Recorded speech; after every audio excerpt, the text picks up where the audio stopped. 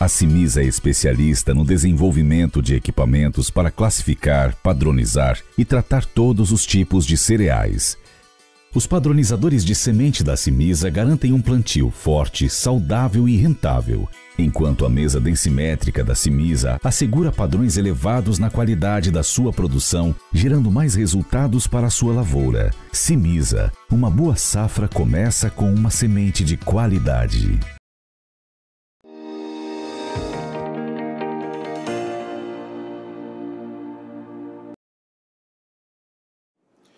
Olá, boa tarde a você que está conosco pelo Notícias Agrícolas, aguardando as informações do mercado. Mais um dia negativo para a soja lá em Chicago e quedas até significativas, consideráveis aí para os principais vencimentos. Só para você ter uma ideia, julho recuou mais de 20 pontos e meio, voltando aí ao patamar dos $13. Perdeu aquele nível dos 14 que tinha alcançado nos últimos dias. Fechou a 13,94. E o novembro, que é a referência para a safra dos americanos, para os produtores americanos, já bem pertinho ali dos $13, hoje fechou em $13,02 por bushel, com uma queda também importante de 17 pontos. Obviamente a gente quer entender essa movimentação negativa lá em Chicago e, mais do que isso, entender o que pode vir pela frente, o que pode fazer esses preços modificarem. Nosso convidado hoje é o Guilherme Belotti. O Guilherme, ele é gerente de consultoria agro lá do Itaú BBA. Já está aqui com a gente no vídeo. Bem-vindo, Guilherme. Obrigado pela participação conosco aqui no Notícias Agrícolas. Mais um dia de queda, a semana passada já foi bastante tensa, com recuos bastante significativos. O mercado tentou esboçar uma volta aí do movimento de alta, mas parece que não está dando liga a isso, Guilherme. O que está acontecendo e o que está motivando essa baixa nos preços lá em Chicago? Boa tarde, Alexander. É sempre um prazer estar aqui com vocês. Acho que por trás dessa queda dos preços, nós temos aqui três grandes fatores, né, que engatilharam essa trajetória de queda nas últimas 2 semanas, e alguns deles ainda se fazem bastante presentes. Acho que o primeiro deles, de respeito aí a todo esse questionamento em relação ao que vai ser a mistura do biocombustível dos combustíveis fósseis dos Estados Unidos, dado que há rumores de que o Biden pode atender aí a um pedido das refinarias locais para reduzir o percentual da mistura, e isso, por sua vez, bateria aí na demanda de óleos vegetais e, consequentemente, na soja, né?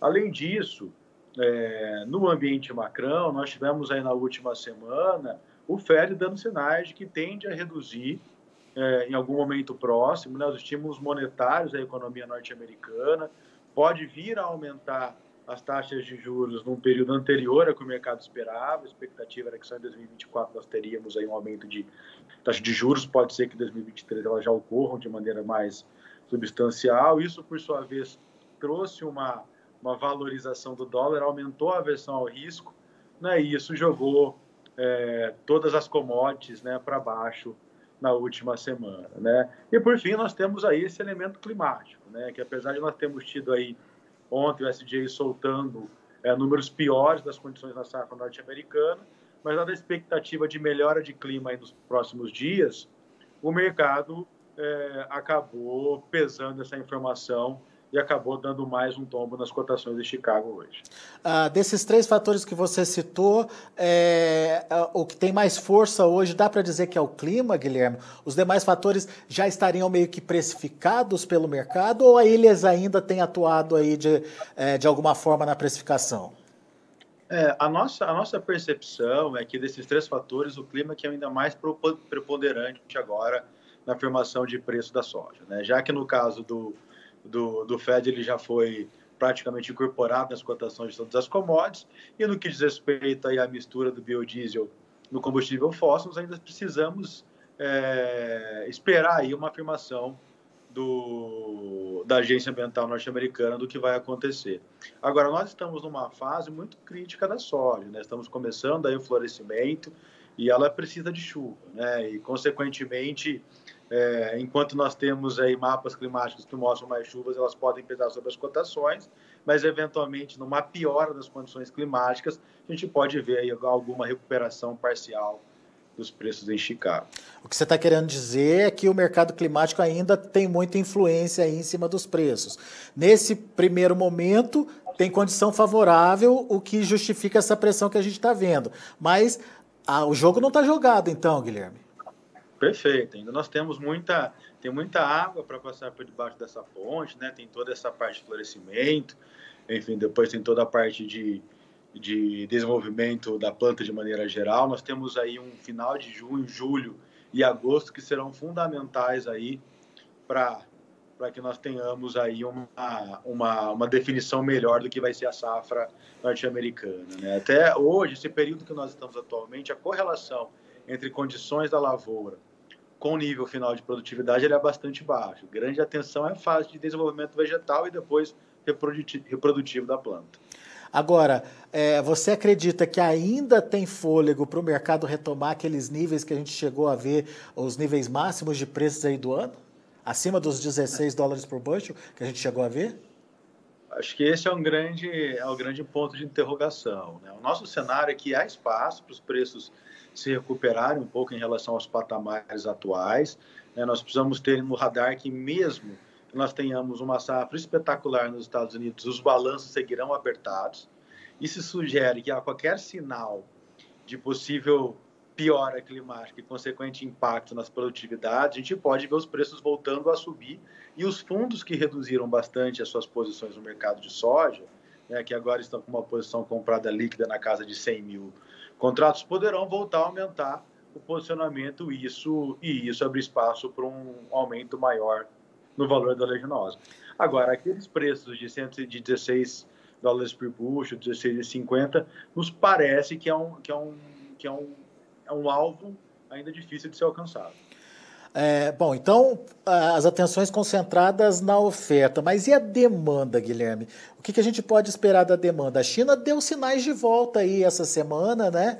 Saíram alguns números de compras dos chineses, mas chega a ser uma novidade? Chega a ser alguma coisa que possa mudar a trajetória dos preços ou ainda não? Não, acho que a variável de demanda ela não traz tantas novidades assim. Que já era de se esperar que os chineses, né, comerciantes seculares, em um cenário de arrefecimento das cotações, voltariam a comprar, que foi o que aconteceu na última semana. E, de fato, quando nós olhamos o cenário aí de recomposição do rebanho suíno chinês, por mais que seja uma taxa menor do que nós esperávamos, tendo em vista os casos de peste suína africana que voltaram a acontecer, principalmente aí no primeiro trimestre, o mercado chinês ainda segue com muito apetite pela oleaginosa. Além disso, nós temos aí uma expansão dos programas de biocombustíveis no mundo, né, que marginalmente também já pode incrementar aí o canal de escoamento de soja para essa utilização ao longo do próximo ano safra. Ou seja, demanda para a soja tem? Tem sim. Muito bem.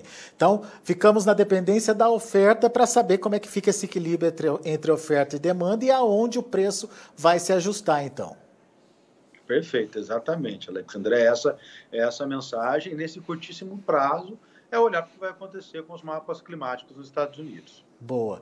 Ô, Guilherme, Brasil, hein? Eu te pergunto porque... aparentemente, os preços em reais se afastaram bastante daquelas máximas que a gente chegou a ver no ano, né? A gente chegou a ver negociação no porto de 180 até 190 reais por saca. Estamos longe disso, né? E agora, o que pode acontecer? Aqui nós tivemos um movimento que, além dessa redução dos preços em Chicago, nós tivemos aí concomitantemente uma valorização, uma apreciação do real. E isso acabou contribuindo para que nós tivéssemos aqui uma redução dos preços no Brasil, né? E olhando para frente, acompanhar com o que vai acontecer nas cotações internacionais e no câmbio, né? Eu acho que um dos grandes pontos de atenção, por mais que nós acreditemos aqui que há um espaço para a soja voltar a se apreciar, mesmo que parcialmente em Chicago, um grande ponto de atenção é o que está acontecendo no câmbio, né? Isso pode limitar um cenário de alta mais substantiva aqui no Brasil. Um ponto relevante aqui, Alexandre, eu acho que além dos preços no spot agora, é nós olharmos para a próxima safra, né? Principalmente levando em consideração que grande parte dos produtores já avançaram aí na aquisição de insumos, né? E comprando insumos num patamar de dólar muito superior do que nós estamos observando hoje, e se não fixou o preço da soja, há o risco de lá na frente ter esse descasamento cambial e negociar aí os produtos finais num câmbio mais valorizado, que pode acabar afetando as margens do produtor. Isso é importante a gente destacar, né, Guilherme? Porque a soja que está na mão do produtor, ela já foi precificada, ela já tem um custo conhecido, enfim, e um valor também já defendido aí pelo produtor. Agora, a próxima safra, ela ainda está em negociação, né? Tá andando a negociação dela, mas os custos já foram bem mais altos, né? Por causa do dólar, obviamente. Exatamente. Nós tivemos aí uma combinação de preços em dólares de alguns componentes de custos, notadamente fertilizantes, maiores, e uma taxa de câmbio que também foi maior, né? E a preocupação é de a gente negociar, pagar essa conta lá na frente com uma taxa de câmbio mais apreciado, que vai afetar a precificação da soja. Então, esse cuidado com o descasamento cambial é super relevante para não corroer aquela margem esperada pelo produtor. Quem já fez aquela tradicional troca por insumos, por exemplo, está mais tranquilo. Está mais tranquilo. É uma alternativa de gestão de risco. Lembrando aqui, Alexandre, que o cenário ainda para a próxima safra é um cenário de mais um ano de boas margens para os produtores. É só termos algumas atenções para não sofrermos aí surpresas desagradáveis ao realizar os resultados. Ainda mais se a tendência do dólar for de queda, né? Perfeito, exatamente. Muito bem. Bom, então, o que o produtor tem que ficar de olho, Guilherme? Como ele se protege disso? Uma das maneiras dele se proteger desse descasamento cambial é fazer a fixação de câmbio, né? No caso dele ter feito a aquisição dos insumos em reais, ou eventualmente ficar atento às oportunidades de fixar o preço final já em reais. Essas são medidas que acabam auxiliando o produtor na mitigação desses riscos. Muito bom. Meu caro, muito obrigado pela sua participação aqui conosco no Notícias Agrícolas. Volte sempre, Guilherme. Obrigado, Alexandre. É sempre um prazer estar aqui com vocês. Valeu, grande abraço. Até a próxima. Abraço. Tá aí Guilherme Belotti, Itaú BBA, aqui com a gente no Notícias Agrícolas, trazendo as informações do mercado. Mais uma vez o clima influenciando aí na precificação lá em Chicago. Você que acompanha Notícias Agrícolas viu que os próximos 10 dias são de boas chuvas em boa parte do cinturão produtivo lá dos Estados Unidos, em regiões importantes como Iowa, Illinois, tem a volta da chuva de forma considerável, volumosa aí nos próximos 10 dias. A questão ainda fica para a parte leste lá do cinturão, parte oeste do cinturão, principalmente no caso das Dakotas ali, enfim, e isso pode ainda trazer algum tipo de prejuízo para as lavouras, mas o grosso da safra, onde fica concentrada a maior parte das lavouras, principalmente de soja e milho, aparentemente essas lavouras estão protegidas pelas chuvas dos próximos 10 dias. Mas, como o Guilherme bem colocou, esse não é um jogo que já está no seu final, ainda precisa de consolidação. A soja ainda está longe da frutificação, está no estado vegetativo ainda. E, portanto, o período em que ela precisa de mais chuva é aquele período de frutificação e esse período ainda não chegou e, pelo menos até agora, a gente não consegue ver pelos mapas climáticos se as chuvas serão favoráveis ao desenvolvimento e à granação aí, das lavouras de soja no meio oeste americano. Então, isso é um fator ainda muito importante e determinante para a formação dos preços lá na Bolsa de Chicago. Vamos ver os números, vamos ver como encerraram as negociações de olho na tela. Para julho, 13 dólares e 94 centes por bushel, 20 pontos e meio de baixa. Para agosto, 13 dólares e 52 centes por bushel, uma queda de 18 pontos mais 25. Para novembro, 13 dólares e 2 centes por bushel, 17 pontos de baixa. E janeiro, 13 dólares e 6 centes por bushel, também com 17 pontos de baixa. Vamos ver o milho. Para julho, 6 dólares e 59 centes por bushel.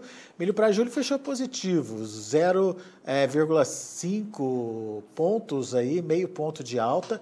O setembro, 5 dólares e 53 centes por bushel, queda, 18 pontos mais 25, caiu forte o setembro. A próxima safra americana, portanto, já com influência das chuvas que estão sendo monitoradas aí, devem chegar ao cinturão produtor já nos próximos 10 dias. Dezembro, 5 dólares e 39 centes por bushel, 18 pontos de queda. E o março de 2022, 5 dólares e 46 centes por bushel, também com 18 pontos de queda. E para o trigo também no vermelho, julho 6 dólares e 51, queda de 10 pontos e meio, setembro 6,55, queda de 10 pontos, dezembro 6 dólares e 61, queda de 9,5 e o março de 2022 6 dólares e 67 centes por bushel, uma queda de 9 pontos mais 25. São os números de hoje já de fechamento do mercado lá na Bolsa de Chicago. A gente fica por aqui, eu agradeço muito a sua atenção e audiência.